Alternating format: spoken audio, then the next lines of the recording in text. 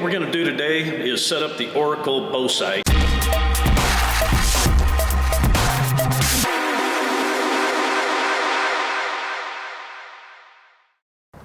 Just open that compartment.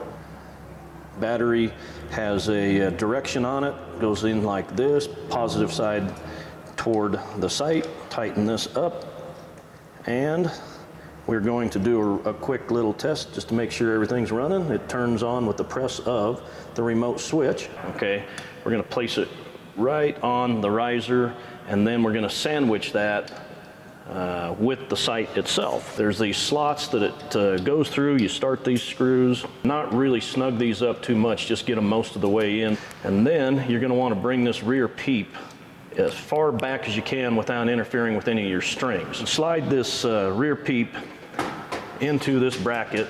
For now, we're going to put it all the way to the top, okay, because that'll be out of your way for your 20-yard sight in. It'll be way above where you need it to be, but it'll just be there and handy to adjust after you do your 20-yard sight in. Come on. So you can just kind of snug that up,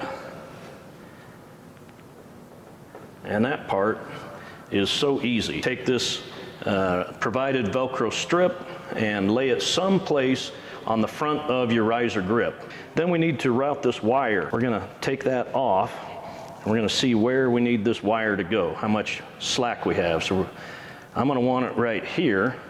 So experiment how many coils we can get and still reach. Here we go. That looks good. I'm going to get this on here good, just like that.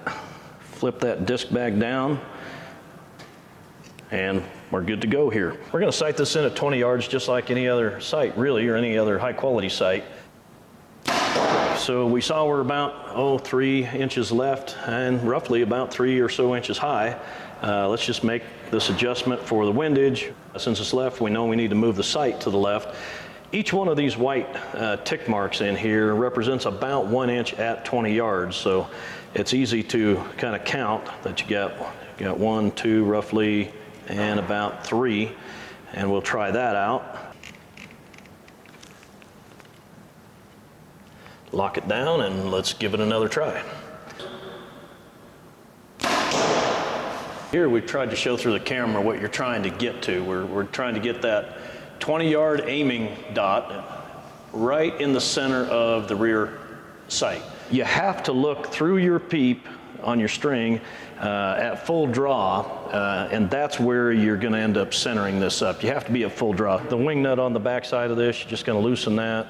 I'm going to bring it down just a little bit, and we've got markers on here so you can kind of keep track of how far you go.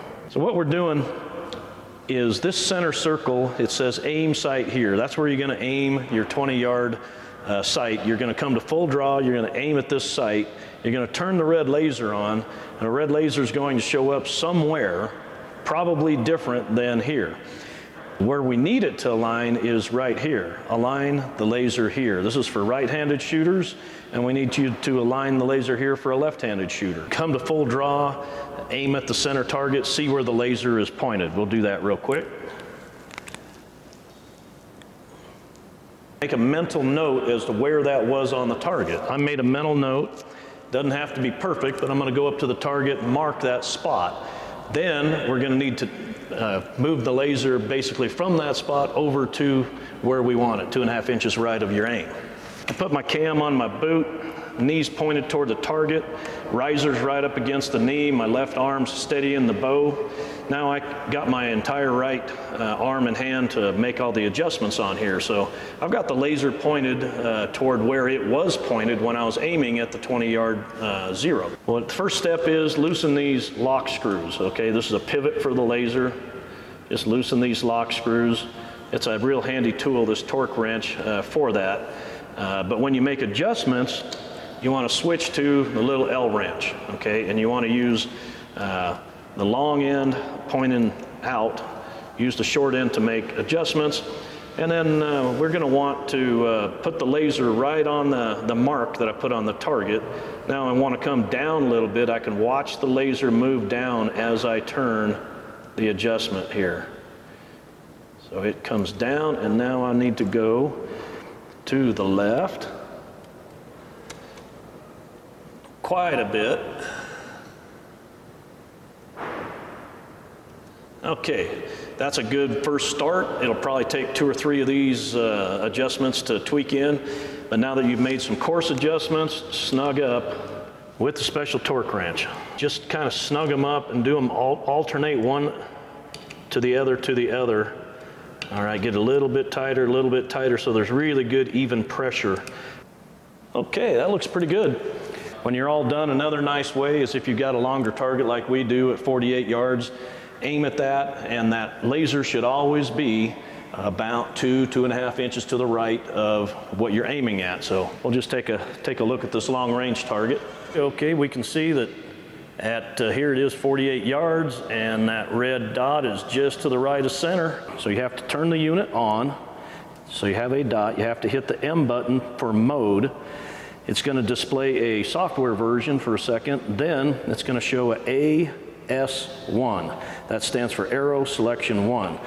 There's 2 arrow selections. You can go up to program a second arrow selection, or back down for number 1. We're going to select 1, which is the S button over here. Press that, and that says yes, we want arrow selection 1.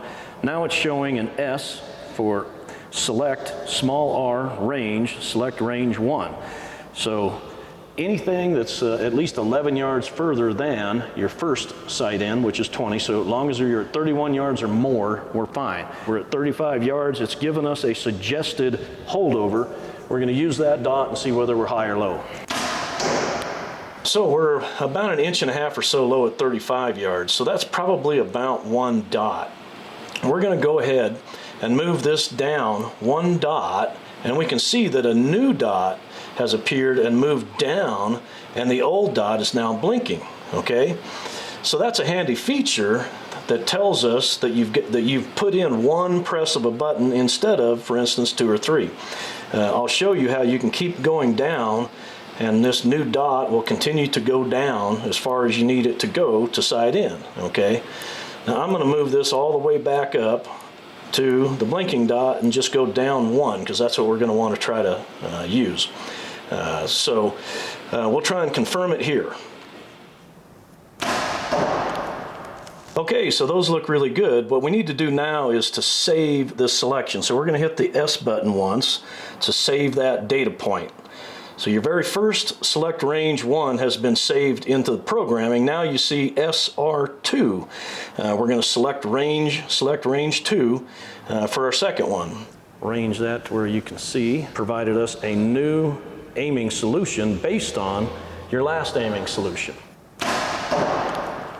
Okay, as we can see, those 2 shots at 48 yards were just a little bit low. So we're going to adjust the sight's suggested pin to 1 pin lower, and then reshoot and see where that one hits.